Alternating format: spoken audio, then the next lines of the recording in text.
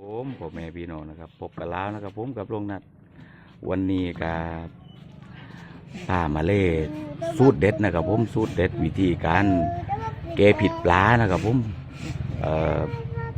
เป็นผิดก้องปลานะครับผมที่ว่าแต่ละคนได้รับกันได้ทุกผิดกันแล้วครับมีความเจ็บปวดกันนะครับผมถูกทรมานกันมานะครับวันนี้ก็มีเคล็ดลับดีๆนะครับผมเป็นภูมิปัญญาของคนอิสลามนะครับผมของพี่น้องคนเค้กเล่านี่แหละครับที่ว่าถ่ายทอดกันมาหลายอายุคนแล้วครับผมกับไม่มีอะไรมาครับผมเป็นภูมิปัญญาง่ายๆนะครับแต่ว่ามีหน่อยคนนะครับผมที่จะรู้กับวันนี้ครับมีมานะครับผมได้มาแสดงวิธีการให้เล่นะครับผมว่ามีส่วนผสมอะไรมั่งนะครับผมในภูมิปัญญาตัวนี้นะครับภูมิปัญญานี่คือใต้ทอดมาหลายอายุคนนะบอกมีการบอกต่อกันมานะบอกต่อกันมาเรื่อยๆมาแบบนั้นถึงอันนี้เพราะว่ามันได้พ้นจริงดอกมันไม่ใช่วายเป็นของล็อกเล็กแล้วต้องได้ช่วยเหลือคนแบบบอกบ้านนายปุ๊บคือความตรงนั้นคือบอกบ้านนายเลยดีคนหนึ่งจำใจมันนี่ทำไรคือกับไม่วายไรกันน่ะคือบอกเขาให้เจ็บเลยคือกับเราภูมิใจเลยว่าโอ้เขาให้ดีการหายนี่หายแบบไหนกับแบบว่าค่อยๆบรรเทาหรือว่าหายไปเลยหายไปเลยค่ะหายไปเลยไม่ต้องไปอยู่บ้านเขาหรอกหายไปเลยหายไม่เจ็บเลยจะไม่เจ็บทำเลยไม่มีเลยโอ้เลือดเชื่อจังนะไม่ปักเลือดเชื่อแล้วเนี่ยหายไปแล้วครับผมไม่ใช่ว่าหายไปง่ายคือหายกันแล้วก็หายไปเลยนี่ครับผมเพราะว่าการทุกผิดปลานี่คือมันเป็นอะไรที่ทรมานจริงๆเลยเขาบอกว่าผิดปลาเนี่ยมันจะเป็นเมือกมันมีเมือกล่ะปลาน่ะต้องสังเกตอ่ะไม่ว่าปลาอะไรด้วยมันจะมีเมือกตะเคงเงียงมันพอเมือกนั้นแล้วไปทุกปุ๊บแต่เนื้อเรานี่พอทุกปุ๊บนี่กันมันจะเข้าไปในเส้นเลือดนั่นเลยพอเข้าไปในเส้นเลือดนั่นถึงมันทำให้เจ็บเลยมันทำให้ปวดครับผมเจ็บปวดแต่ก็บอกปวดค่ะบางคนเดี๋ยวก็บอกเพแต่ถ้าวันนั้นมันเราว่าเพพอเพปุ๊บมันจะเข้าหัวใจเลยมันแค่นั่นแหละตั้งแต่แต่ว่าพอเรารู้วันปุ๊บเราไปเอาไอ้นี่มันถึงคนมันถึงกับจ่ายอ่างลูกขี้อ่างครับคนก็ดีดต้มหน้าปุ๊บเสกครับผมเอาต้มนี่มันถึงเปะปุ๊บเปะตรงนี้นะครับถึงเปะในปากเปะที่เราเป็นถ้าว่ามันไม่มีอะไรเดี๋ยวว่ามันอุปสรรคอะไรทั้งหมดอ่ะบางคนมันเพบางคนมันไม่เพถ้ามันไม่เพคือปุ๊บอันนั้นมันก็มาว่าเนี่ยถึงปั๊บสัก5 นาทีก็ไม่ว่าหายไปเลยหายไปเลยมันไม่ได้ว่าตัวเจ้าตัวรื้ออยู่ใหม่ครับเร่งว่าใช้เวลานานที่สุดนี่วางหยีหายนี่10 นาทีเลยครับ10 นาทีเอาถ้าเรามามากกว่านั้นสัก20 นาทีอ่ะคือไอ้ให้ไปใน1 ชั่วโมงนี่ผมก็ว่าสุดยอดแล้วครับหายไปเลยนี่การชั่วโมงนึงกันมันหายเป็นเม็ดเหลวไม่เลื่อยได้เลยกล้าการันตีไหมว่าหายจริงๆหายจริง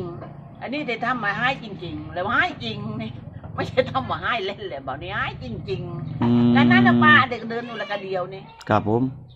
ไอ้นุ่งวันเจ็บมาครึ่งวันเลยต้องไปฉีดยาเลยผมเม็ดฉีดยาชั่วโมงอ่ะผมเม็ดฉีดยาถึงกับมันนั่นบางคนละมันเจ็บตัวละเจ็บตัวกันนั่นเลยแต่ว่า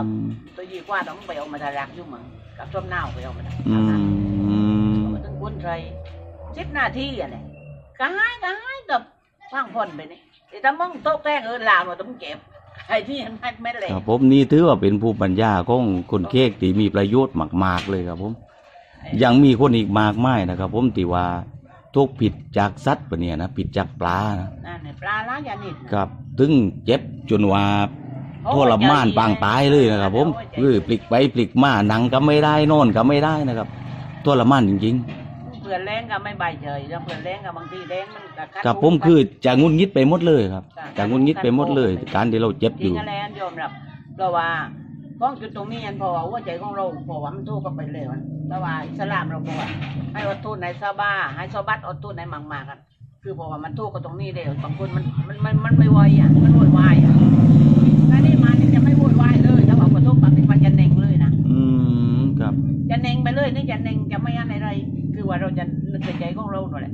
ตามของอิสลามเราเลยครับถ้าว่าเรายิงโวยวายกับผมมันช่วยอะไรไม่ได้เลยคือตรงหนึ่งไปเลยแต่ถ้าว่าไอ้นี่กับเราคือเราบัดอย่างเดียวครับผมสิ่งนี้กับเป็นสิ่งที่มีประโยชน์มากๆนะ ได้ช่วยเพื่อนมนุษย์กันนะคนนั้นคนนี้ มาเดี๋ยวนี่ก็ เห็น คือว่า เห็นในวิดีโอแล้วก็คือ เอาไปทำตามเอาไปทดลองใช้ได้ครับ ใช่เลย ให้จริงการันตีได้เลย ให้จริง ครับผม ยังลุยแล้วนี่แม้ว่าได้มานั่นน่ะ ช่วยกันโดยไม่หวังอะไรเลย ไม่หวังว่ามึงต้องเอาเบียร์มาให้กูนะถามวันถามนี่นะคือเขาให้เลยก็เลี้ยวไปเสีย อืม เลี้ยวไปเสีย ครับ มัน ผม มีบางการเราบางคนเขาพอให้ปุ๊บจะมาก็อยู่นานเลยเปล่า ครับผม อะไรเขาบางทีเขาเอามาให้เป็นกระเช้าลุย ครับผมเขา กินนั้น เขามีความปลื้มใจนะเขาปลื้มใจครับ เขาภูมิใจว่า เขาภูมิใจ ตรงนี้ได้ช่วย เขาปลื้มใจครับ ได้ช่วย ใช่ครับ ได้ช่วยเขาให้เจ็บปวดนั่นกับเดี๋ยวเขาทรมานมาตั้งนานหนึ่งซึ่ง ครับผม นี้ คือคนนั้นมันไม่เหมือนกันเดี๋ยวเขาว่าใจแต่ละคนมันไม่เหมือน ครับผมแต่ว่าเร่งว่า อาการเจ็บปวดจากผิดปลามีลังปลาจงมงปลาเบนปลาดุก หรือว่าผิดจากสัตว์ต่างๆ เนี่ยนะ ต่างๆเนี่ยส่วนมากกันหายไป อืม เองคนละว่าหายตั้งไป อืมเพราะว่าผิดจากสัตว์พวกนี้มันทรมานจริงถ้าทุกข์ก็ไปแล้วทรมาน อัน มา นั้ ก นแหละเดี๋ยวมาบอกคนนี้บอกว่าเฮียงมันนั้น ถ้ามันไม่มีเมือกกันมันจะไม่เจ็บ มันเจ็บ แต่ว่ามันเมือกกันมันไม่ใช่ผิด เมือกกันมันจะเป็นผิด โอ้ เข้าใจไหม นะ มันจะเป็นผิดในเมือกมันนั้น โอ้เมือกที่เก็อยู่ตามเงียงอะไร ตามเงียงนั่นแหละเขาเรียกว่ามันผิดนะ อืม ผิดของมันนั่นแหละผิดของสัตว์แต่ละชนิดแต่ละชนิดอะ อืม คือไม่ไหวได้ทุกๆอย่างนั้นแต่ว่าเป็นสัตว์แต่ว่ามันเป็นเงียงก็คือมันจะเป็นที่มันจะเป็นเมือกแล้วแต่ข้างๆปะเนียนพอทุบปุ๊บแล้วก็ไอ้นี่มันจะสู้ข้าเส้นเลือดเลย อื พอสู้ ม ข้าเส้นเลือดเลยก็เราทำอะไรอ่ะก็เจ็บอย่างเดียวทีนี้ สวัสดีครับผมบังดัดนะครับ ครับผมบังนัดเดี๋ยวรบกวนบังนัดนะครับผมให้มาช่วยทำสูตรยารักษาผิดจากสัตว์นะครับผมให้ดูนะครับผมว่ามีส่วนผสมอะไรมั่งครับบังนัด ก็มีอยู่รากยุ่มและกับมะนาวสองอย่าง หลากยุ่มกับมะนาวส่งยางนะครับผมไปครับพี่น้องเดี๋ยวเราไปหาหลากยุ่มเหมือนกันนะครับผมครับผมไป นี่ก็มาถึงต้นมะยุ่มแล้วนะครับเดี๋ยวเราไปดูครับว่าเอาส่วนไหนของต้นมะยุ่มนะครับ เรา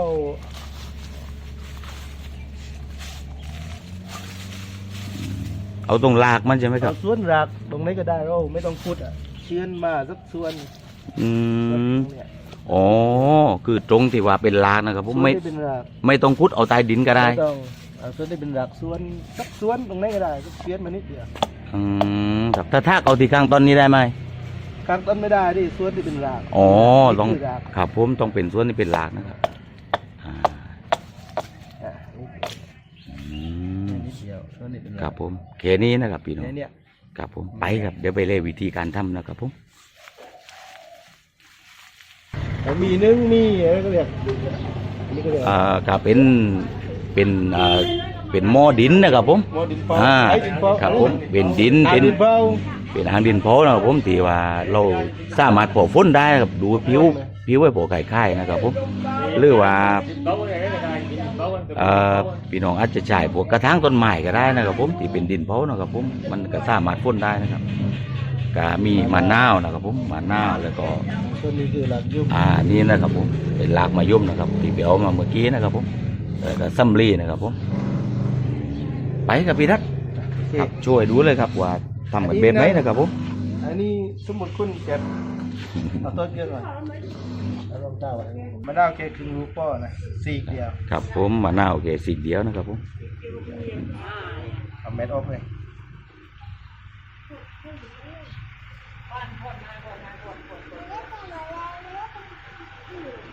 ไอ้มานั่งนี่กับลูกนั่งตรงนั้นนั่งข้างวันนั้นนั่งก็แต่นั่งตรงนั้น บีบมะนาวใส่ในอ่างน่ะ ครับผมบีบน้ำมะนาวใส่ก่อนนะครับบีบน้ำมะนาวใส่ในอ่างนี้นะครับผม ก่อนเดินสองกะใช่ตู้หลักมายุ่ม รากมะยมนะครับผม ฝนก็เรียกว่าฝนภาษาใต้กับทูไปเลย ครับผม ทูไปพอประมาณเพราะว่าหนังก้นนะมันจะมีก้อนหนักน้ำมันจะ ครับผ ก้อ ม นมันจะมีสีเปลี่ยนสีอ่ะคือเราสามารถสังเกตได้ เอาไปได้กินเลยไอ้ เป็นก็10 20 30 40 ครั้งเลยแต่เราไอ้เกินนั้นก็ได้ ครับผม เรื่อยๆอันนี้ไม่ต้องทิ้งน้ำมันอย่างเดียว